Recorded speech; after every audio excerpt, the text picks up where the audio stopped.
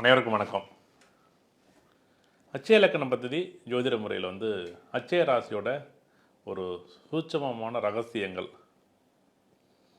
ஒரு மனிதனோட வாழ்க்கையில் தசாபதிகளுடைய நிகழ்வுகள் எவ்வளோ தூரம் இயக்குது, எல்லாமே தசாபதிகள் தான் இன்றைக்கி வாழ்க்கையில் பெரிய மாற்றத்தை குறிக்குது. நம்ம சொல்லுவோம்ல, ராசி சார், என்னுடைய ராசி தனுசு ராசி சார், என்னுடைய ராசி மேச ராசி சார், எப்படி சார் இருக்கும் அப்படின்னு நம்ம சொல்கிறோம்ல. எவ்வளோ அழகு! ஒரு ஒரு மனிதனுடைய இயக்கங்கள், ஒரு மனிதனுடைய செயல்பாடுகள் ஒவ்வொரு காலகட்டத்திலையும் ஒரு புரிதல்களையும் வாழ்க்கையில் நடக்கக்கூடிய மாற்றங்களையும் நம்ம உணர முடியும்.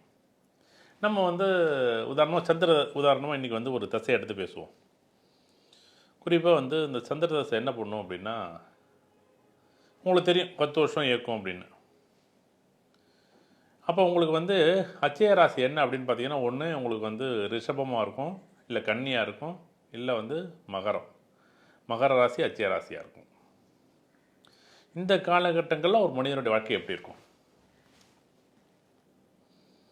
ஒரு செயலை செய்கிறதுக்கு முன்னாடி செய்யலாமா செய்ய வேண்டாமா, இதை செஞ்சால் என்ன, இதை செஞ்சு தான் பார்ப்போம்லே, எப்படி ஒரு சின்னதாக ஒரு நிகழ்வு முடிஞ்சது பிறகு இதையும் செஞ்சோம், இப்படி நிறைய மாற்றங்கள், நிறைய ஒரு எதிர்பார்ப்புகள், நிறைய குழப்பங்கள், ஒரு சின்ன செயல்களில் கூட இது செய்யலாமா, இது வேண்டாமா, இது அப்படி செய்யணுமா, இப்படி செய்யணுமா, ஒரு 1000 பேர்கிட்ட முடிவு கேட்குறது. 1000 பேர்கிட்ட முடிவு கேட்டு 1001 முடிவு இவரே எடுப்பார் பாருங்கள். அந்த முடிவு நல்ல முடிவாக இருக்கும், கெட்ட முடிவாக இருக்கும். ஆனால் சந்திரன் நல்ல நிலைன்னா சந்திரனுடைய அமைப்பு நல்ல அமைப்பாக இருந்துச்சுன்னா யோகத்தை கொடுத்துரும். இல்லைன்னு வச்சுங்களேன், ரொம்ப ரொம்ப ரொம்ப எதிர்பார்த்த மாதிரி இருக்குமானா ரொம்ப கஷ்டப்படுத்தும். ஒரு தெளிவான முடிவு இல்லாத, இப்போ ஒரு 10 பேர் நான் சந்திக்கக்கூடிய இடத்துல நம்ம இருக்கிறோம் அப்படின்னா, ஒருத்தர் மட்டும் என்ன சொல்ல, இது எனக்கு வேணும், எனக்கு வேண்டாம், எனக்கு பிடிக்குது ஆனால் எனக்கு வேண்டாம், எனக்கு இது வாங்கலாம்னு நினைக்கிறேன் ஆனால் எனக்கு காசு இருக்குது, ஆனால் காசு இருந்தால் வாங்க வேண்டியதானுங்க. ஒரு இடத்த போய் பார்ப்போம். இப்படி இப்போ ஒரு 10 பேர் ஒரு இடத்த பார்க்குறோம்னா, இந்த இடம் நல்லா இருக்குங்க, வாங்கிடலாங்க, என்கிட்ட காசு இல்லை நான் வாங்குறேன் அப்படின்னு ஒருத்தர் சொல்லுவார். அதே சந்திரதசை நடக்கிறவர் பார்த்தாருன்னா என்னமா சொல்லுவார், என்கிட்ட காசெல்லாம் இருக்குது, இந்த இடம் பிடிச்சிருக்கு, ஆனால் நான் ஒரு வீட்டில் கேட்குறேன், பார்க்குறேன், நான் பார்த்துட்டு சொல்கிறேன். அப்போ இருவேறு மனநிலைகளை எப்படி அந்த மனநிலை அப்படியே நீங்கள் அப்படியே படம் மாரி காமிக்குங்க அவருடைய செயல்கள். ஏன்னா அந்த சந்திரன் என்ன பண்ணும், ஒரு முடிவு அங்கிட்டும் போகாது இங்கிட்டும் போகாது.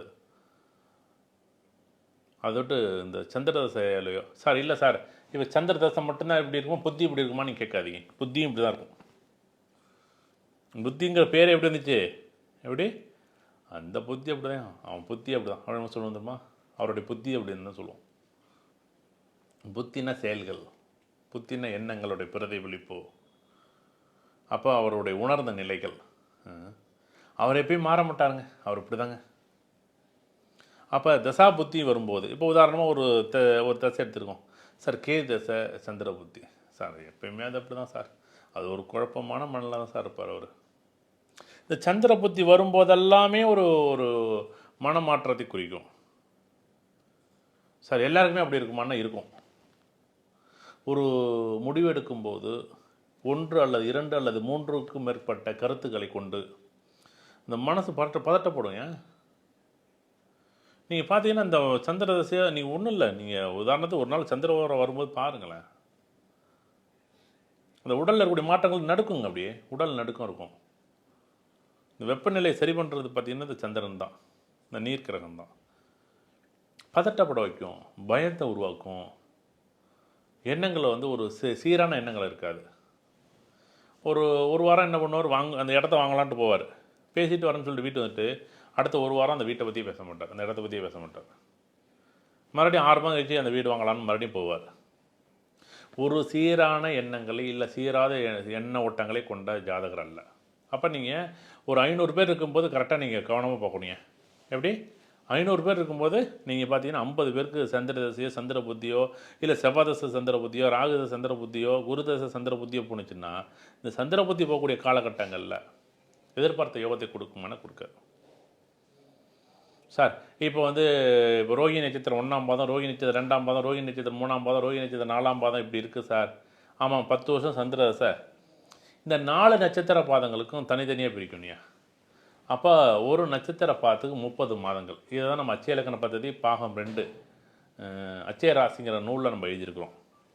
இது படிக்க பாருங்களா நீங்கள்.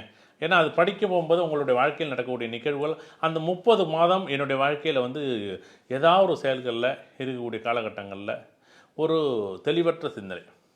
அடுத்து வந்து பார்த்திங்கன்னா அதுவே ரோகிணி 2ஆக இருந்துச்சுன்னு வச்சுங்களேன், அது வந்து ஒரு திடமான செயலாக இருக்கும். ஆனால் அது தன்னம்பிக்கை இல்லாமல் செய்யும். எப்படி இதை வாங்கணும் அப்படின்னு முடிவு பண்ணிவிடும்.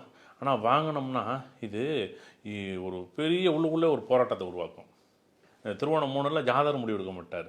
அவங்க கூட இருக்க பாருங்க, அவங்களே முடிவு எடுத்து அவங்கள வந்து அதை செய்ய வச்சுருவாங்க. அதே இது ரோஹிணி 4ஆக இருந்துச்சுன்னு வச்சுங்களேன், அப்போ நீங்கள் எந்த செயலையும் செய்ய முடியாது.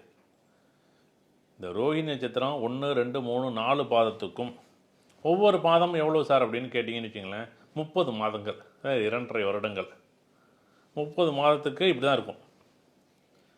அப்போ வந்து நீங்கள் தசாபுத்திகள் எப்படிங்கிறது இப்படி தான் எடுத்துக்கணும் நீங்கள். அப்போ இந்த குழப்பங்களை தீர்வதற்கு என்ன பண்ணணும், மன அமைதின்னு சொல்லிட்டு இவங்க காலையில் 4 மணிக்கு எழுந்திரிச்சு உட்காந்து தியானம் பண்ணுறேன்னு சொல்லிட்டு இவங்க இருக்கக்கூடிய சிந்தனைகள் எல்லாமே என்ன பண்ணணும், எங்கெங்கேயோ போயிட்டு வரும், சுற்றி வரும்.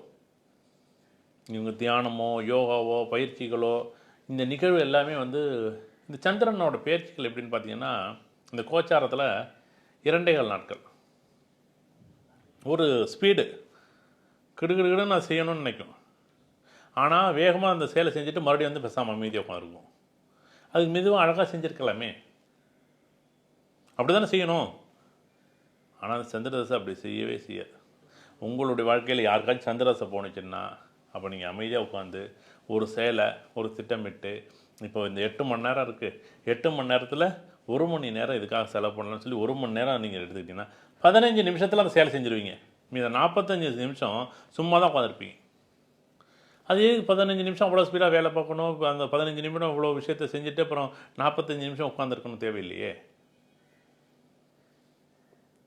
ஒரு மனிதனுடைய வாழ்க்கையில் வந்து இந்த சந்திரன் அப்படிங்கிறது இந்த உடலியல் மனையியல் இயக்கங்களில் அதீதமான செயல்பாடுகள் தன்மையில் குறிக்கும்.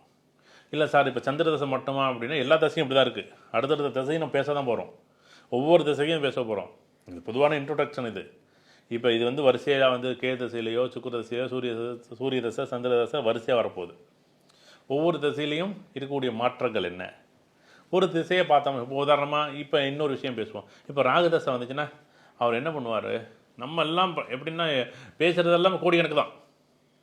நீ சாயங்காலம் என்ன நடக்கும் தெரியாது, எப்படி சாயங்காலம் என்ன நடக்கும் தெரியாது, நேற்று காலையில் என்ன நடந்துச்சுன்னு தெரியாது, நாளைக்கு எப்படின்னா நம்ம நாளைக்கு காலையில் பாருங்கள் அதை பண்ணிப்பலான்னு ஒரு பெரிய எதிர்பார்ப்பு பிரம்மாண்டத்தை இருக்கும். அது கேதசை.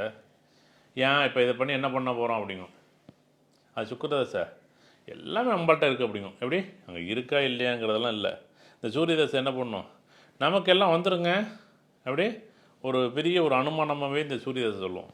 இந்த செவ்வாய் தசை அதெல்லாம் இருக்கிறதெல்லாம் போதும், இது இருக்கிறத வச்சுக்கிட்டு நம்ம அப்படி நகர்த்திட்டோம்னா போதும், அதெல்லாம் ஒன்றும் பிரச்சனை இல்லை, அந்த நேரத்தில் அதை எடுத்துக்கலாம். எப்படி அந்த நேரத்தில் அதை எடுத்துக்கலாம்னு சொல்கிறது யாருன்னா செவ்வாய் தசை.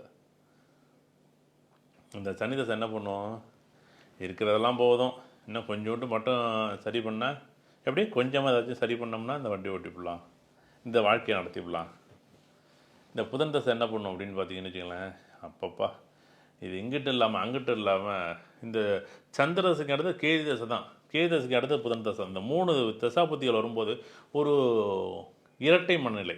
நம்ம புதன் சொன்னால் இரட்டைன்னு சொல்கிறோம்ல, இரட்டை மனநிலை. இது வேணும் ஆனால் எனக்கு வேண்டாம். எப்படி இந்த பேனை வாங்கலாம்னு நினைக்கிறேன், ஆனால் இந்த பேனை வாங்கினதுக்கு பார்த்திங்கன்னா 40 ரூபா செலவாகும். இவ்வளோக்கெல்லாம் நமக்கு இவ்வளோக்கெல்லாம் ஒர்த்து கிடையாதுங்க. இவ்வளோ 40 ரூபாயெல்லாம் வாங்கி எப்படியெல்லாம் எப்படி ஆசையும் படும், அதை உள்ள நல்லதும் பேசும் கெட்டதும் பேசும் இந்த புதன் தசை. இந்த குரு தசை அப்படி கிடையாது, இது எனக்கு வேண்டாங்க, ஆனால் என்ன பண்ணும் பின்னாடி என்ன பண்ணும், இதை வாங்குறதுக்கு ஒரு வழி பண்ணி வச்சிடும். எப்படி இது வாங்கிட்டே வந்துடும். அது இந்த குரு தசை அப்படி தான், ஒரு சேலை என்ன பண்ணும், சேலை முடிச்சிடும், அதுக்காக அந்த சேலை முடிச்சுட்டு அழகாக வரும். அப்போ ஒரு மனிதனுடைய வாழ்க்கையில் இந்த 9 கிரகங்கள் 27 நட்சத்திரங்கள் எப்படி வந்து இந்த மனையியல் உடலியல் செயல்கள் எப்படி இயங்குது அப்படிங்கிறத வந்து நம்ம நிறைய விஷயங்கள் ஒவ்வொரு தசாபுத்திகளாக பேச போகிறோம். கண்டிப்பாக உங்களுடைய வாழ்க்கையில் உங்களுக்கு நடக்கக்கூடிய தசாபுத்தி என்ன, தசாபுத்தி அந்தரம் சூட்சமோ அதிசூட்சமோ அப்படின்னு பேசலாம். அதில் தசாவுக்கு என்ன பேசுகிறோன்னா அதுவே வந்து உங்களுக்கு புத்தியாக நீங்கள் எடுத்துக்கலாம். இப்போ ராகு தசை சபாபுத்தின்னா செவ்வாய் தசையும் ராகு தசையும் நீ கணக்கெடுத்துக்கிட்டிங்கனாலே அதை ரெண்டையும் தொடர்புடுத்தினீங்களா தெரியும்.